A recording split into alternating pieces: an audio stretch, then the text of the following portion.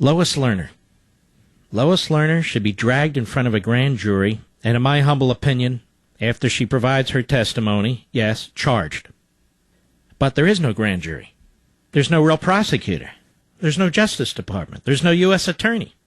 They have absolutely no interest in what the IRS did and has done to scores and scores of innocent citizens and organizations.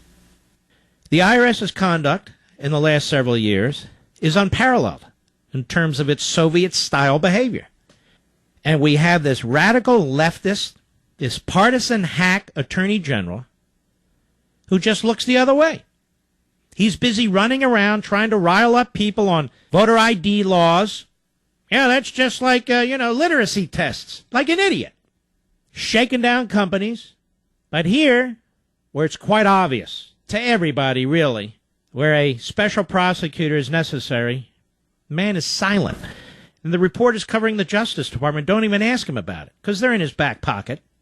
And now we have a little bit more information. On April 2013, Lois Lerner, the director of exempt organizations at the IRS, that covers all these tax-exempt groups like the Tea Party groups, sent an email to IT employee Maria Hook asking about the OCS and whether Congress could access those messages. Quote, I was cautioning folks about email and how we have had several occasions where Congress has asked for emails and there's been an electronic search for responsive emails, so we need to be cautious about what we say in emails, Lerner said. Now, this is very interesting to me. Lawyers might give this advice in a private company because you don't want your competition in the middle of a lawsuit to have access to this sort of thing, proprietary information and so forth. But where you're talking about Congress and its oversight responsibilities, where Congress has oversight legislative functions in our Constitution, this is a cover-up in advance. Because she did this a few weeks before.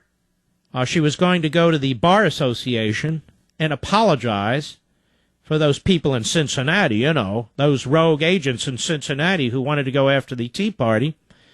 But she knew the Inspector General for Tax Administration at the Treasury Department was about to release its report. And I want to remind you again that it was Landmark Legal Foundation that initiated this entire investigation that's led to this scandal, because we insisted that the IRS was not going to be responsive, and we went to the Inspector General at the Treasury Department that covers the Internal Revenue Service. It wasn't Congress.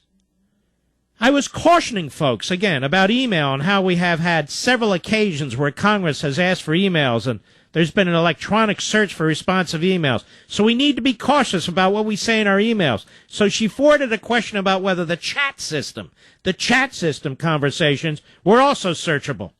And this IT employee, Hook, responded that the messages, quote, are not set to automatically save, unquote, but anyone could copy and save the contents to an email or file. Uh-oh.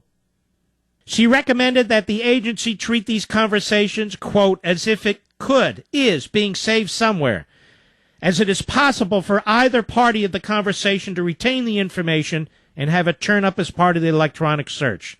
And Lerner replied, perfect. So there's two things you can do when you're trying to manipulate evidence like this, or potential information. One, stop using it.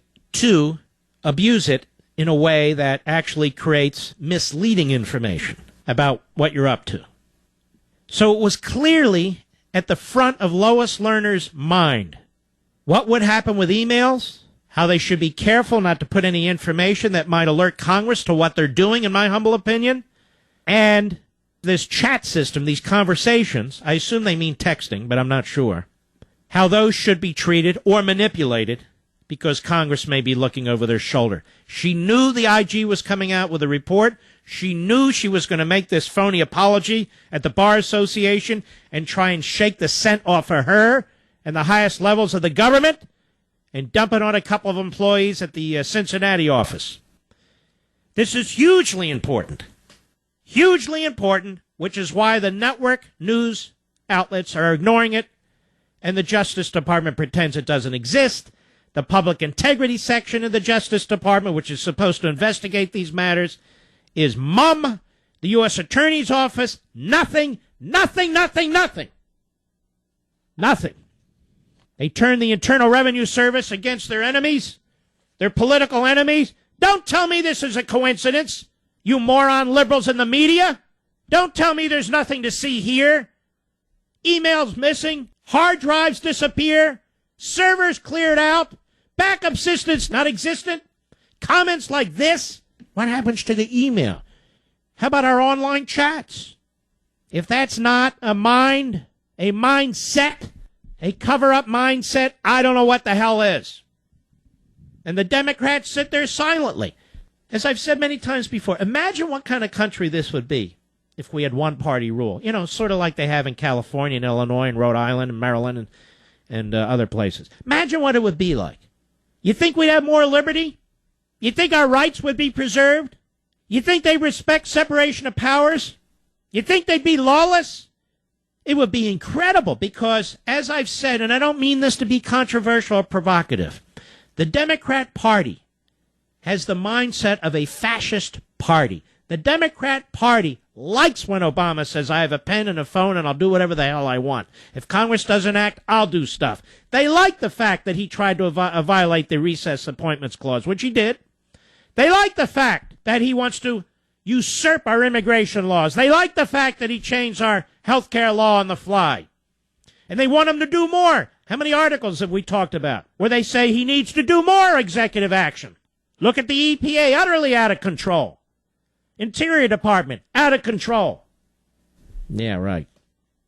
So I wanted to point that out. Lois Lerner and the IRS and that IRS commissioner. That IRS commissioner, let me see how I can phrase this. That IRS commissioner would have fit very well in the 1930s, if you get my drift. You get my drift, Mr. Producer? Yellow. Okay.